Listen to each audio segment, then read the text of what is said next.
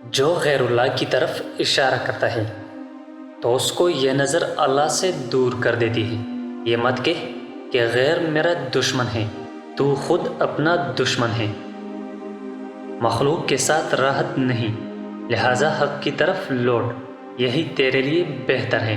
اگر تو مخلوق کے ساتھ انہی کے مطابق معاملہ کرے گا تو حق سے دور ہو جائے گا، اور اگر تو ان سے ویسا معاملہ کرے گا جیسا تو خود ہے تو وہ تجھے مار ڈالیں گے۔ لہٰذا چھپ جانا ہی بہتر ہے، اور آسان حل یہ ہے کہ تو ان کے ساتھ ہو کر بھی نہ ہو۔ عقلاً اور شرعاً فکر ذات حق میں کوئی دخل نہیں رکھتی۔ بے شک شریعت نے ذات باری تعالیٰ میں تفکر سے منع کیا۔ حق تعالیٰ اشیاء کے وجود کا عین ہے، اشیاء کا عین نہیں۔ عناصر میں ہوا طاقتور ترین عنصر ہے، اور روح ہوا کے مشابہ ہے، تو اسے بھی قوت حاصل ہے۔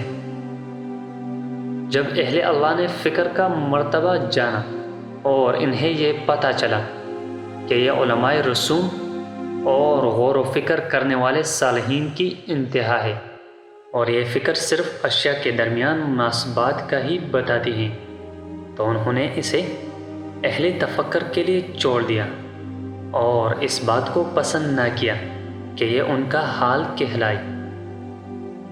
شرمگاہ کی شہوت صرف 3 چیزوں سے جنم لیتی ہے۔